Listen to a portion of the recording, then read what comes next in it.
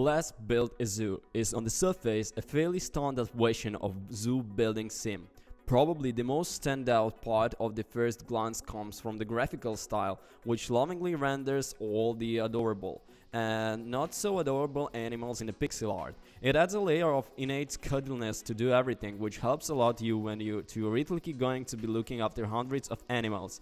Appearances can be incredibly devised too, and that's what made the case. When you first stand off, you should so by getting a gift of animals for another zoo. This allows you to earn a bit of money, then start making relationship with other zoos and either buy animals from them or trade you on. Of course, your stock of animals is constantly in a flux, and there are living things that have a lot of sex and then die.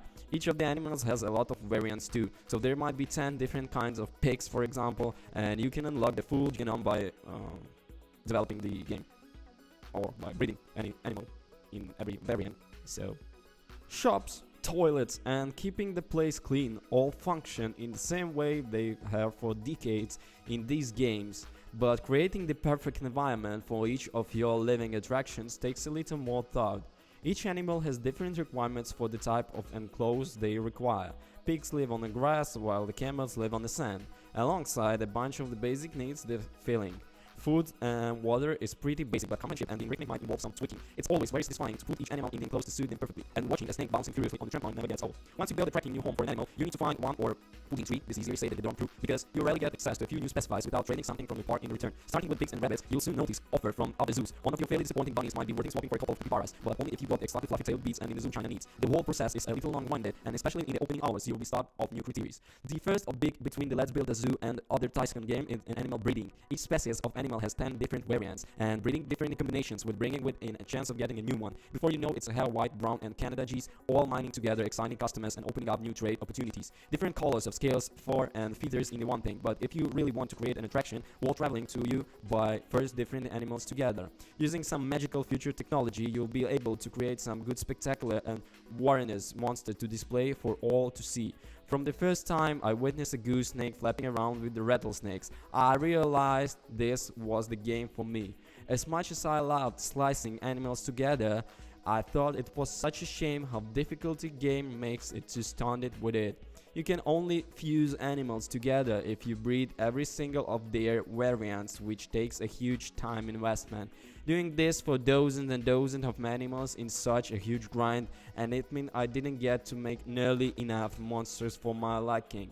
There are few workouts for the legendary splicing process, especially if you don't mind taking the evil moral path. Let's Build a Zoo has a robot suit morality system to dive into, and rewards for being as good or evil as possible.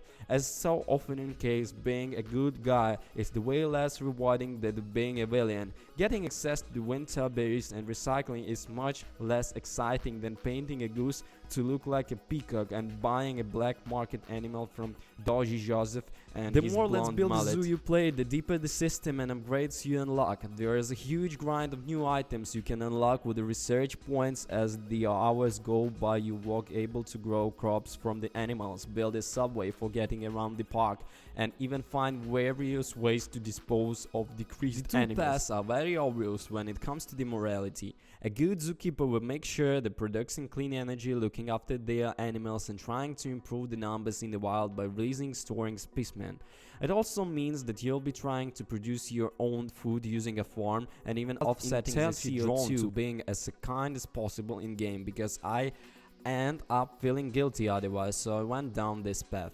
The good path is litter, well, not litter but replayed with ways to be a force for good. Is not just your own zoo but also the world in general. It feels good to give your animals trampolines and ropes to play with, and making sure they're happy will lead to them living longer and visitors being happier. If on the other hand you'll rather go down the path that keep up making money and efficiency above all else, then you probably want to go down the less ethical road. This road will have not recycling sewage water to feed your animals. It's also mean you can siphon energy instead of creating it, and even use your animals as livestock for glue factories or food production. Plus, rather than that just dealing with the other zoos, you can deal with the exotic animals traders too, or even paint a dog to look like a peacock. Where it is not for this spacing choice, I'll be making this review and telling you that all game throws too much and too quickly. Instead, I'm amazed by how well Let's Build a Zoo manages you, without even really giving you explicit instruction, just as I was getting annoyed by not being able to release multiple animals at a time. I gained the ability to realize groups of them into the wild, as I found myself wishing for a better way to figure out what research to go for it. I noticed the filters that highlight the transport or enclosed types or food stalls. I do think there is a lot going on here, and I don't think a bit more hand-holding would have killed or annoyed me, but it's also fairly intuitive most of the time. The only thing that ever wound me up was a message saying my zookeepers were getting stuck, but not showing me where, and never simply listening for do.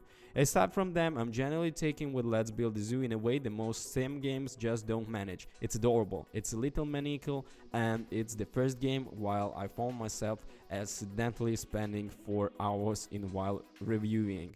That's the highest praise.